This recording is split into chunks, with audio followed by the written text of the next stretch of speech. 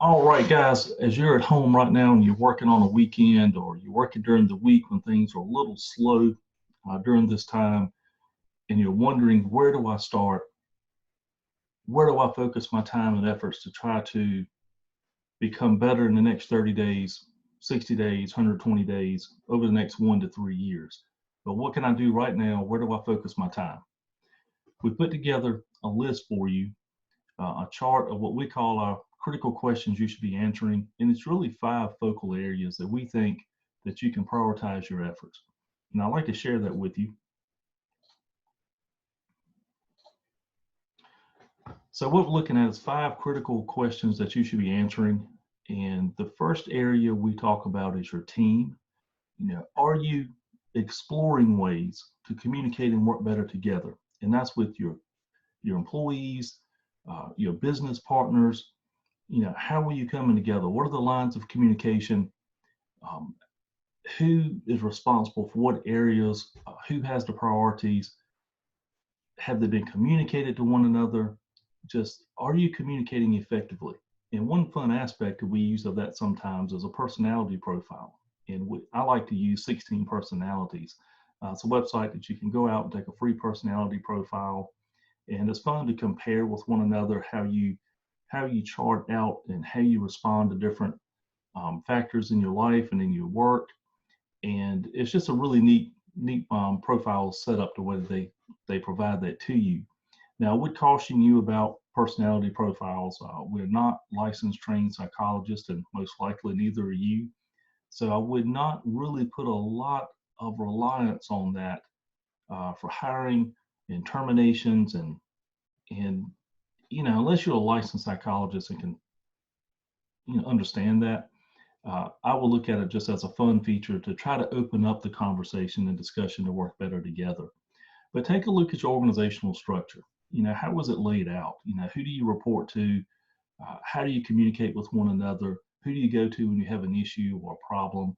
Are you soliciting feedback from within your team? Are you having daily, weekly, monthly planning sessions and check-ins to make sure that everyone is working on the right things? And if they have any problems, are they receiving the help that they need? But it's really important to talk about your team and to try to make sure that everyone is coming together. The next part that we look at is your core, and that's going back to, why did you start your business in the first place? Why do you do what you do?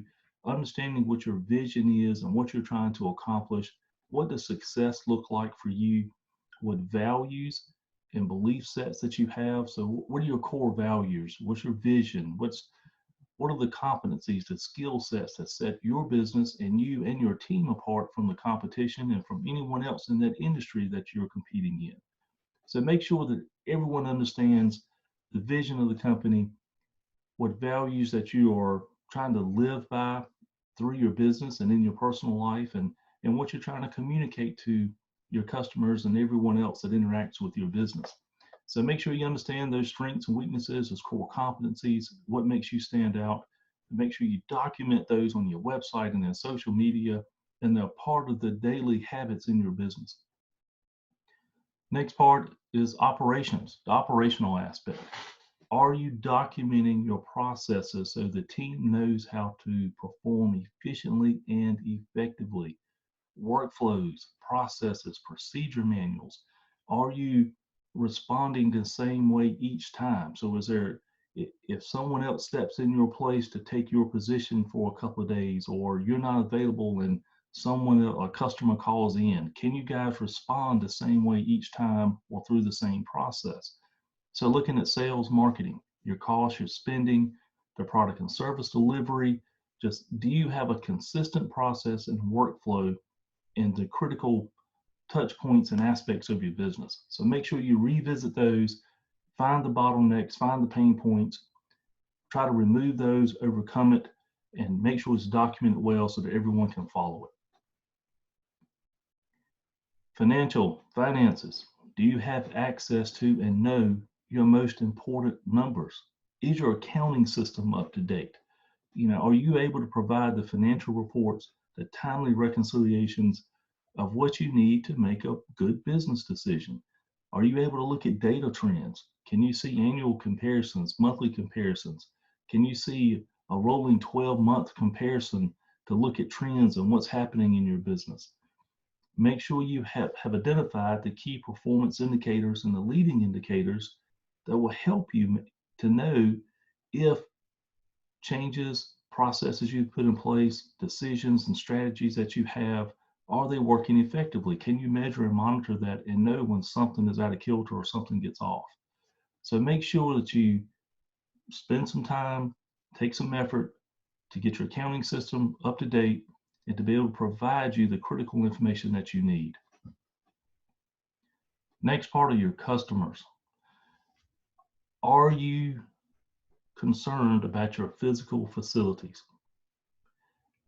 I can't emphasize this enough. What does a customer feel when they walk into your restaurant or they walk into your business office, your business location? What do they see? You know, what's the external feel for that? I'm an accountant. If a client walks into my office and they see client folders and files stacked everywhere and papers all over the floor and disorganized, how do they think I'm handling their affairs? So you want to be neat, orderly, everything kept together. You know, run your business from an external viewpoint of what does the customer see? If you're a restaurant, if your tables are dirty, the floors are dirty, the bathrooms are dirty, how are they going to feel about the quality of your food? You know, so make sure that you keep your physical facilities and what the customers and clients see. Keep it pristine, clean, tip-top shape. What do your social media accounts look like? You know, if a customer goes to Facebook, Instagram, LinkedIn, Twitter, your website, what are they seeing and how do they feel when they interact with those social accounts? You know, what interactions do they have? Are you responding to messages and questions that are put out there? Or do they send a question and never hear back from you? Are you soliciting feedback from your customers? Are you sending surveys? Are you actually responding when someone provides you positive or critical feedback? You know, say thank you, reach out, appreciate what they have to offer to you. So make sure your customer facing processes and procedures and social media and all your web-based accounts, your physical facilities, make sure all of those take in consideration how the customer feels and they interact with you. So to summarize, what we're looking at is we'll look at your team, your core, operations, finances, and your customer. And you'll see 3 blocks underneath each one of these. I think you can sit back, look at this, and go, you know, I know we have a weakness in the reporting. We have a weakness in documenting the values that our company has so that everyone lives those core values every day. We have an issue with maybe communications internally in our team. So we know, all right, there's 3 parts that we need to work on. So then you can start narrowing down your focus on what you need to work on to try to seek some improvements. But just want to give you kind of a brief outline of a strategic assessment project or strategic awareness, where you can start, some things you can do. If you have any questions on this, please reach out to us. We're always here to help. Thanks a lot. Take care.